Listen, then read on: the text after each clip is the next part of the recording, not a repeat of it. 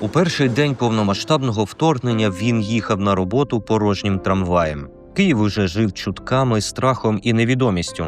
Люди говорили про десанти, диверсійні групи та бої в центрі міста. Тоді журналіст Юрій Мацарський зрозумів, що у світі, де важко відрізнити правду від чуток, його слово може як допомогти, так і нашкодити. Тому замість редакції він обрав інший шлях – військкомат. Вже наступного дня він стояв на позиціях зі зброєю і жменями набоїв у кишенях цивільного одягу. А згодом став людиною, яка допомагає іншим ветеранам розповідати свої історії через театр. Історії, які починаються на фронті, але продовжуються на сцені. Частину шляху я проїхав трамваєм, в якому я був єдиний. Тобто там була тільки там жінка, яка керувала цим трамваєм, і я, і більше нікого там не було. І ми з нею спілкувалися, і вона почала мені розповідати якісь просто жахливі речі про те, що нібито там, значить, якийсь величезний десант ворога ось-ось, значить, захопить Одесу. Що, значить, десь вже в центрі Києва йдуть там, значить, бої проти величезних ДРГ, які там якісь готувалися довго, і ось вони там прокинулися і почали захоплення центра Києва. Я не міг бути впевнений ні в чому. А якщо я не впевнений ні в чому, як я можу працювати журналістом? Якщо я не знаю, де правда, а де неправда, що я можу розповідати людям? Про що я можу їм казати? І в мене тоді сталося розуміння, що на певний час, щонайменше, я не можу бути журналістом. Того дня Мацарський почав думати, чим може бути корисним своїй країні. Російське вторгнення поставило під загрозу існування України як держави, і кожен шукав спосіб допомогти. Для нього рішення було очевидним. І я тоді, в перший день вторгнення повномасштабно, не зміг вигадати нічого іншого, крім як піти до війська. І на другий день повномасштабного вторгнення, 25 лютого 2022 року, я вже не просто був у війську, я вже був на позиціях, я вже був зі зброєю, я вже був купою набоїв, які були розпікані десь по кишенях цивільного тоді ще одягу. І ось так, саме так я став військовим на самому початку повномасштабного вторгнення. Так, журналіст став військовим. Через 2 роки служби його запросили до підрозділу комунікації Сил територіальної оборони Збройних сил України. Це команда, де працюють журналісти, режисери, оператори та документалісти. Їхнє завдання – розповідати історії війни та людей, які її переживають. Мій побратим Максим Курочкін, з яким ми, до речі, познайомилися в черзі в військкомат тоді, в лютому 22-го року. І ми з ним потім зустрілися, раптово один для одного зустрілися в цьому підрозділі. Він один з найвідоміших в Україні, та, напевно, не тільки в Україні, драматургів. І в нього була така ідея, і вона існувала ще з часів АТО, зробити театр, в якому головними були б ветерани.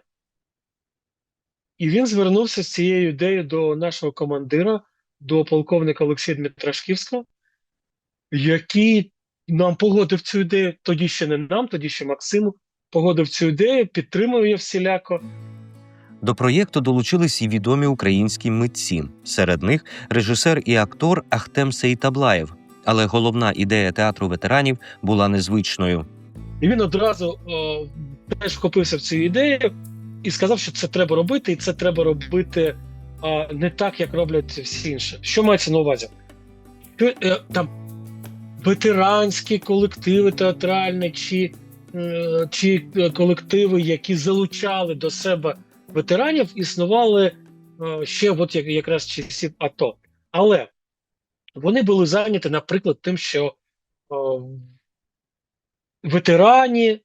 ветеранів вчили грати чи хоча б якось красиво читати тексти класичних авторів. І, наприклад, ветерани грали Шекспіра чи когось з українських класиків, чи просто влаштовували якісь літературне читання текстів, які написав хтось інший. Головна ідея, з якої вийшов Максим Курочкін, була те, що наш театр буде не про те, що ветерани грають, а про те, що ветерани пишуть. Таким чином, ветеранам допомагали розкритися, поділитися власною історією на папері та перетворити її в театральну виставу. Далі написані тексти віддавали в роботу професійним режисерам. Юрій зазначає, коли людина бачить власну історію на сцені у виконанні професійних митців, це дуже сильний досвід. Сьогодні театр ветеранів вже працює з 3-м набором авторів. Понад 15 учасників пройшли відбір і почали навчання, адже мають велике бажання писати. І вже ось вони прийшли для того, щоб через кілька місяців влітку 2026 року побачити свої тексти втіленими на сцені під час нашого вже традиційного фестивалю перших п'єс, а можливо, і вже є в нас кілька таких випадків, і потім віддати ці тексти театрам для того, щоб вони потрапили в постійний репертуар. Деякі учасники проєкту вже стали професійними драматургами. Їхні тексти ставлять українські театри. Серед них колишня бойова медикиня Аліна Сарнацька. Вистави за її текстами, за її п'єсами є в репертуарах кількох дуже важливих українських театрів, наприклад, театра Марії Зіньковецької у Львові, кількох київських театрів. І не тільки вона одна. В нас є кілька людей, кілька випускників, Сергій Іванов, наприклад, Володимир Тука, чиї тексти граються в різних театрах і які про себе можуть вже абсолютно чесно сказати, що вони стали драматургами, що вони отримали фах, що в них є нова професія драматурга, професія літератора, який працює з театрами. Сам Мацарський теж написав текст для цього проєкту. Історію про свого друга-палестинця, громадянина України, який приїхав до Гази на початку 2000-х років з України, де навчався, де отримав українське громадянство, де одружився з українкою та у них народились діти. Згодом війна торкнулась обох країн. Син товариша зник безвісти під час облоги Маріуполя, а сам герой історії зник уже під час нової війни в Газі.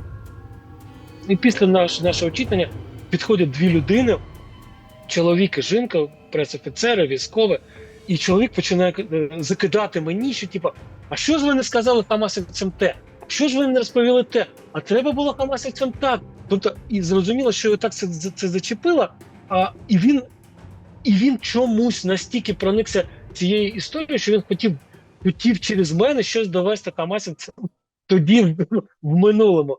А жінка нічого не хотіла довести хамасівцям, вона стояла зі сльозами на обличчі. Вона казала, Боже, це надо ж, я не могла б собі уявити, що в якоїсь далекої Газі настільки нам не зрозуміли, їх теж торкнулася ця війна, їх теж торкнулася облога Маріуполя, їх теж торкнулася загибель людей в Маріуполі.